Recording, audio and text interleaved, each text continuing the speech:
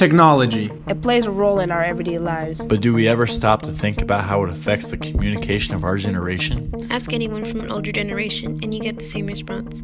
Social media is killing conversations. There have been TED Talks on it and everything. In a way, they are right. We type more than we speak in a day. We text, tweet, Insta, and Snapchat. Important events in our lives. Before you even tell a person in real life. We come up with acronyms to save characters. And forget what boundaries really are. If you were born in the 90s like I was, You didn't grow with the fancy technology we have now. You probably had a phone on the wall and one family computer. And if you were really lucky, you had something faster than the dreaded dial-up. Connect to your MySpace. And Netflix?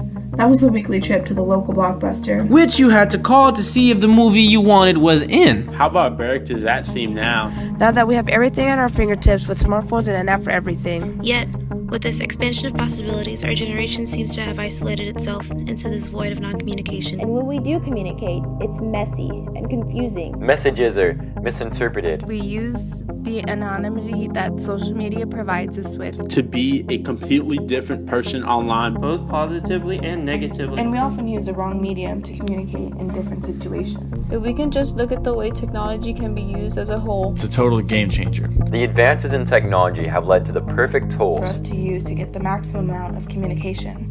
That's why we are Here today to talk a little bit about how we can use technology to better ourselves When it comes to communicating, and exploring the effects of technology and modern communication. I'm JJ, And I'm JT, and we're at Texas A&M Kingsville. and we're about to ask some people some questions. Let's go! What is the worst thing someone has ever texted you? I got a disturbing image. Okay, does Snapchat count? Yes. Disturbing image I do not want to see of someone's private area. Like a 2-minute curse video. Probably the breakup text. That heartless bastard. Sent you a text message? Yeah. Can you decode this text? Oh yeah, definitely. Yeah. Very sexual. Yeah. Yeah. See, there's a lot of little cucumbers. Yeah. Cucumbers and like the tongue sticking out. I'm gonna have sex with you for like this shit. If it's on the table, more like Yes. that's what I can see from that. That's what I can translate. It's actually about eggplant casserole. Oh. Yeah. I would have never got that. See, that's less exciting. Yeah. What are your top text regrets? I don't even remember half the simple text though. I would say Okay, yeah. I'm right there with you, brother. I used to sleep text. Ooh. So I would text people while I was sleeping, and then I would have full conversations with them, and then I'd wake up and they'd ask me about it. What are you even talking about? One time I was dating a guy named Dan. Dirty Dan. And let's just say I was texting him something very specific, except when I was texting it, I didn't put in DAN, I put in DAD. And Dan did not receive the text. Dad did. What's the worst thing you've ever texted someone? a curse video. A curse video in reply. Okay, well, one time, this is kind of embarrassing, but this girl was talking to me and she was really annoying. And so I screenshotted it and I sent it to my other friend and I was like, what a stupid bitch this girl is. And I accidentally sent it to the girl that was texting me first, the annoying one. So she knows that I hate her. Yeah, I've been there. Yeah. Literally, I've been there. Yeah, but was she your roommate? What a stupid bitch I thought she was.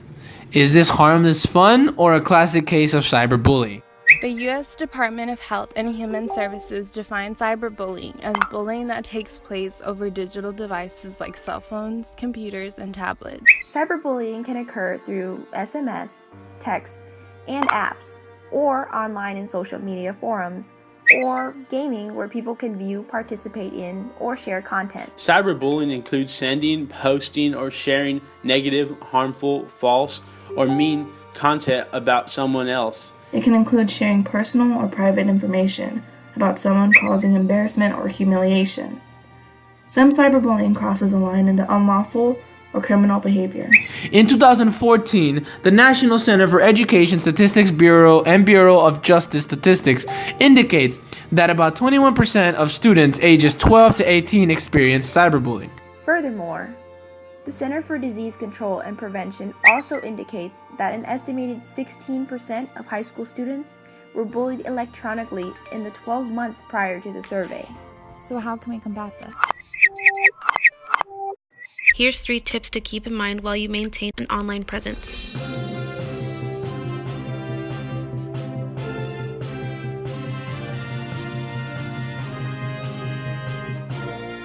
1. Remember that you're never actually anonymous. Have you ever been in the situation where someone cut you off badly, and then you go into a rage and scream and give them the finger? You only do this because you're confined to your car.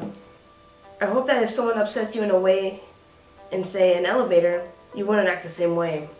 This is because our cars give us a false sense of being anonymous. And the same holds true for technology. Before you type anything, whether it be in a harmless text or tweet, remember, if you want to say it out loud, then you shouldn't say it at all. 2. Remember that the internet is forever. Aren't you glad we have those amazing cat videos? What about the sweet video of your little sister on her birthday? While the internet can be a beautiful place of happy memories, keep in mind that everything goes up there is forever, good or bad. That's why we can still find pictures and videos of Britney circa 2008. Don't be like Britney circa 2008. This also applies for the way you use apps like Snapchat. It may disappear. That doesn't mean others don't have the ability to screenshot what you sent them and post it. 3. Remember that your words can severely affect other people. Sometimes, even if we have the best intentions, our words can become hurtful, especially because things like sarcasm, body language, and facial expressions are all important keys to communication. A good rule of thumb is to imagine the worst possible reaction you can get to your message, tweet, or post. If you're unsure how your message will be received, it's best to let the receiver know to meet face to face. These 3 tips are important because your friends and family aren't the only ones interested in what you post online. According to the 2014 edition of the annual social recruiting survey by JobVite, 93% of hiring managers will review a candidate's social media profile before making a hiring decision. That means your future job could be out of reach because of a tweet you posted back in 2016, regardless of your qualifications. So remember to be mindful of what you post.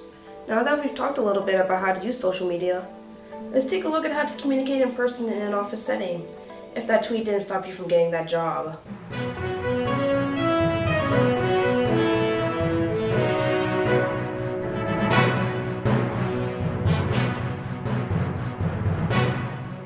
Imagine you're in an office, sitting at your cubicle. You suddenly realize you have an important question you have to ask a coworker who is a few cubicles away. You have a handful of mediums to use in this situation, but you aren't sure which one you should use. You could text them, but it's not a work phone, and you know you're not allowed to have a cell phone out on the job. You could email them, but what if you need an immediate response? We all know the email could take forever to get back to you. Or you can get up to ask them, walk confidently, and know exactly what to say. Yeah, but how exactly do you do that? If you don't need an immediate response, go ahead and just email them. If they're in a different location, take a deep breath and call them. Or, if you do need an immediate response, summon your confidence and march up to them and ask them. This businessman needs to talk to his coworker about a report that's due at the end of the day. Let's see how he handles this.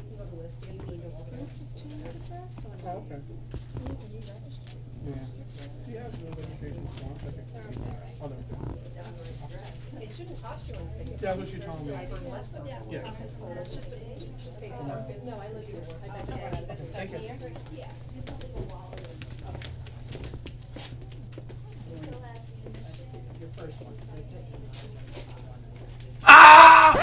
Well, that didn't go so smoothly. Let's see how we can use technology to communicate in, say, a blind date. Hi, I'm Sarah. I'm 22 and I'm ready to meet the one. You know, you have really beautiful eyes. Has anybody ever told you that? We're rolling. Oh, we're rolling. Alright. Hey, I'm Jake. So I've been talking to this girl for a few days. I think her name is Laura.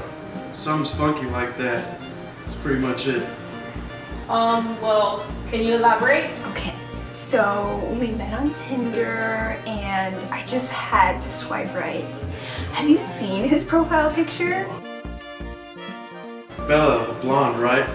No. Yeah, she's got a nice rag. We immediately hit it off. I told him I liked his muscles, he said he liked them too. He even complimented me on my rack. I mean, how did he know that I sort them alphabetically? No, she's not brunette, and her name's Sarah.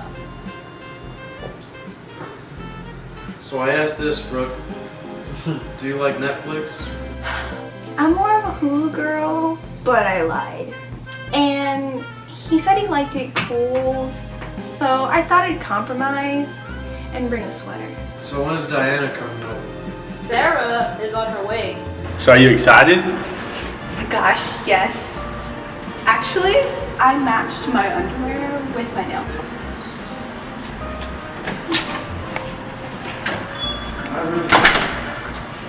She wasn't wearing any? Hi, I'm Sarah. Oh, hey Linda, can you grab me a beer? My name is Linda. Well, then you can get me one too. Okay.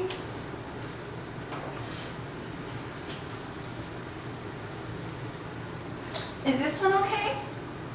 Yeah, that's fine. And bring one for Linda too over here. I think she needs it. Alright.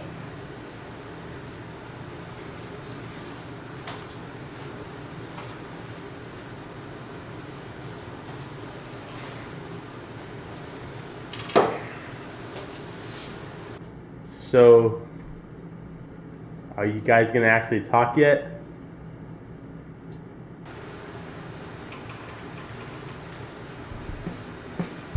Are you seriously on Tinder right now? Listeners at home, let's play How Should Jake React? We want to know how you think he should respond.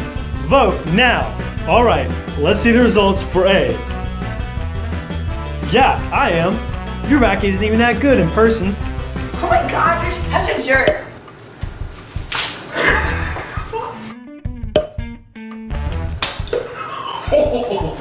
Oh, that's too bad. Looks like that's not the right answer. Let's see the results for B. Are you seriously on Tinder right now? No, I'm having a very important conversation with my mother. Really? Because your mother looks a lot like the camera woman Linda. Oh boy. Wow, that definitely wasn't the choice. Let's try option number 3. Are you seriously on Tinder right now? I'm sorry, Sarah. Have my actions offended you? Actually, yeah, Jake, they did. And I don't know, As you can tell, the correct answer was C. Thanks for playing and catch us next week on Wednesday at 6 p.m. Central.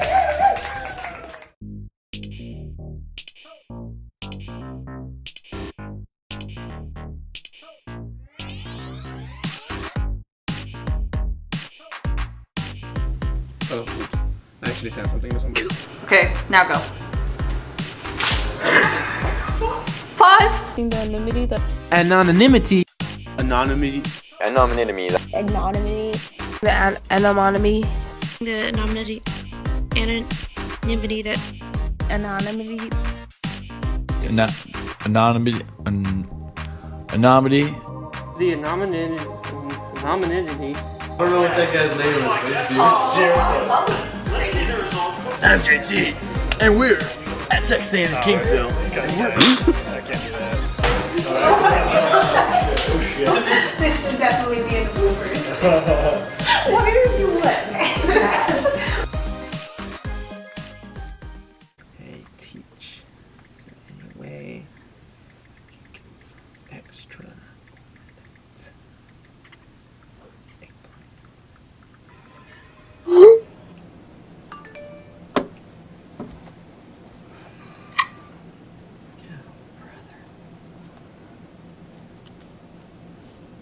I'm gonna make some great eggplant casserole.